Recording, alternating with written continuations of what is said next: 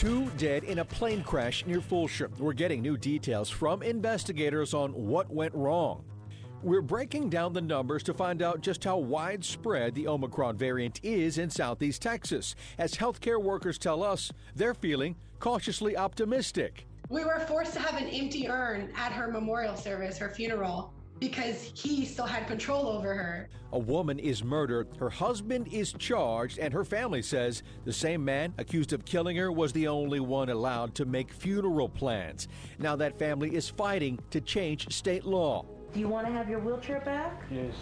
A family's message tonight for the person who broke into their home, picked a man up, and took him out of his wheelchair. But we continue to follow breaking news out of Fort Bend County. Witnesses say a small Cessna plane collided with a paraglider.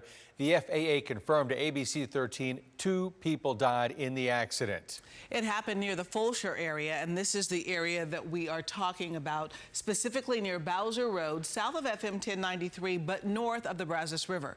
ABC13's Tom Abrams joins us live from the scene with the latest information for us this evening. Tom? Well, the FAA confirmed to us there was only one person aboard that Cessna 208 when it crashed today. There was also only one person in that motorized paraglider. Both of those people have died. There is debris scattered over a wide area in this rural part of Fort Bend County near Fulshire. I heard the engine of the plane coming down. I thought, oh, it must be a low flyer just doing some test runs or whatever. Well, a split second later, I see the plane and it all just goes down, and it buried itself in the ground. Witness Wyatt Scott took these photographs after he saw the plane come down. There was no smoke from it, and no, didn't look like there was any gas leaking whatsoever, but it was terrifying. We also know across the street in a gated neighborhood, people witnessed the collision and then saw the paraglider fall to the earth. Multiple law enforcement agencies responded and found several scenes. One was the plane on the property of a shooting club. The other was the paraglider in the neighborhood across Bowser Road. There was also debris elsewhere. I could hear a low-flying plane coming over, and the motor, and then boom, I heard the crash. I was probably half a mile away. The FAA and NTSB are in charge of the investigation, which is just beginning. The Cessna, we know, was traveling from Bush Intercontinental Airport on its way to Victoria. In Fort Bend County, Tom Abrams, ABC 13 Eyewitness News. Now, this is the third plane crash in our area just this month. Back on December 8th, a man and woman were killed when their small Cessna plane crashed in a wooded area west of Harris County.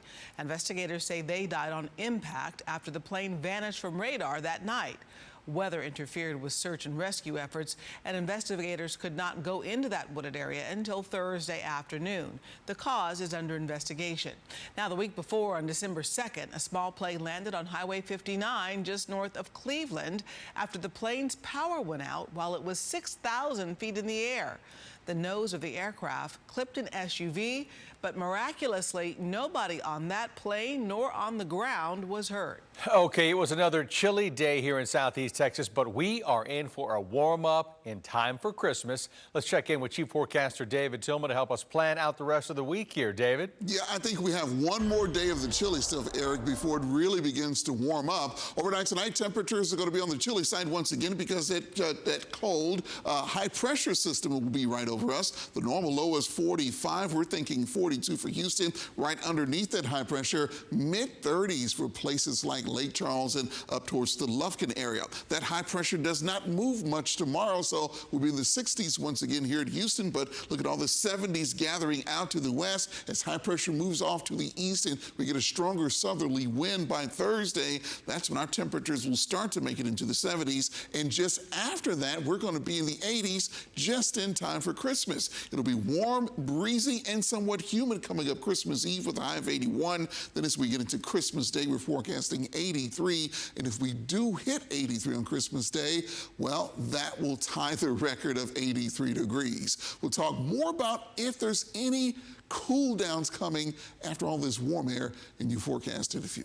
We'll stay tuned for a cool down possibly there, David. Thanks a lot.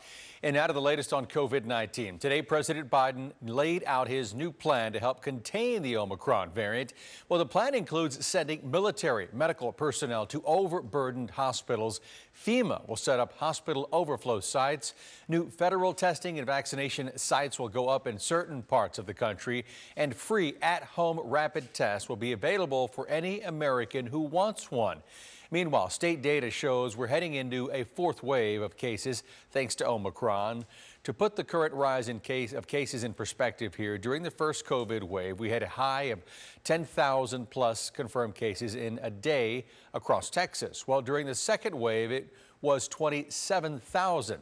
Back in September, we saw 25,000 confirmed cases. Then yesterday, Texas reported 9,000 confirmed cases, a number which doubled in just days.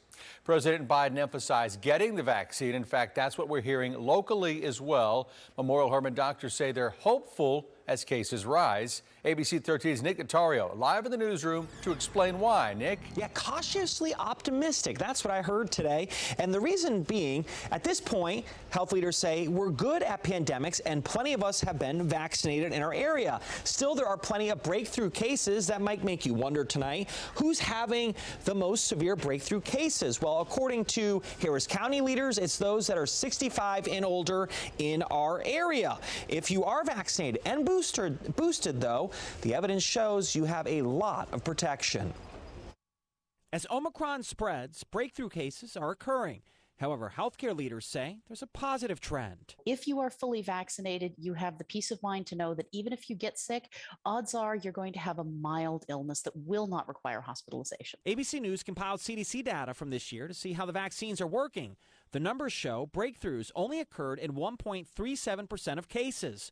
For people who are fully vaccinated, they only made up 0.05% of hospitalizations and 0.01% of deaths. As researchers study Omicron's impact, Memorial Hermann infectious disease specialist Linda Yancey says there are few vaccinated patients in her hospital. It's only a handful of the vaccinated that we've seen inpatient, and those are people with serious underlying medical conditions that would cause them not to respond well to a vaccine. In the coming days, COVID-19 cases might increase because boosters' protection against mild cases might dwindle.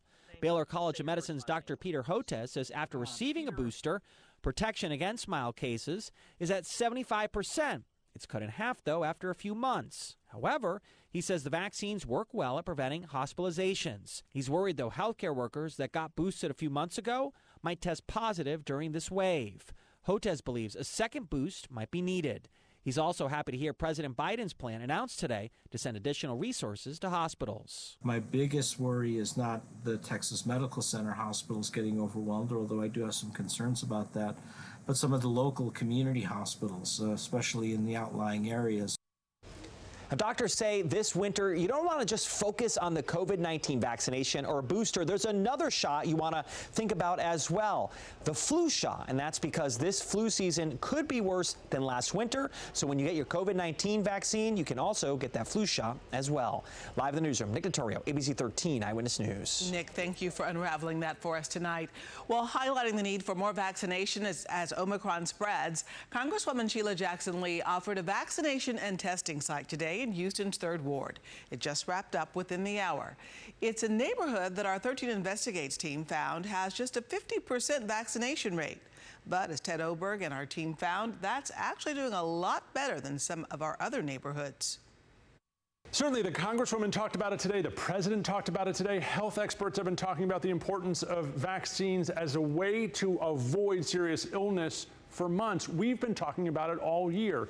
Keep this in mind. It was just a year and 1 week ago that the first American got vaccinated against COVID. Doesn't it seem like it was so much longer ago? In that time, so many of our neighbors have done a great job getting vaccinated. These super light areas are places where 70 to 80% of our neighbors have at least two doses of the COVID vaccine. It doesn't yet track the booster. But some of the problem areas today are some of the problems areas we've been tracking for months. These are places where 60% or thereabouts of our neighbors aren't vaccinated yet with 2 vaccines. 60% in places like North Shore, in Aldine, up here on the east side. It definitely needs some attention, but months and months of work has gone in there, and somehow it's not working. Thousands and hundreds of thousands of your dollars have poured into these areas to try and convince people to get their vaccinations, but it just hasn't happened yet. Some of the things that plague those areas are low health care access, low insurance rates, high numbers of people that have to work outside the home, and that's why all of these areas you see shaded dark in blue still have incredibly low vaccination rates. The other thing we've done for you online is match active cases right now by zip code, and at this point it's not tracking hand in hand with low vaccination rates. It's an interesting thing to look at, but may not necessarily be indicative a whole lot, because chances are if you're not getting your vaccine at this point, you're probably also not going for a whole lot of testing either. Look, it's important. Talk to your family members who haven't been to get their shots quite yet. Ted, thanks. Well, HISD just announced today that it will begin offering COVID testing on campus for both students and staff. Parents will need to fill out a consent form at the district's website. Testing will be available beginning next month. And a quick reminder here, Houston Health Department vaccination and testing sites will be closed on December 24th. For the Christmas holiday, they'll reopen on the 28th.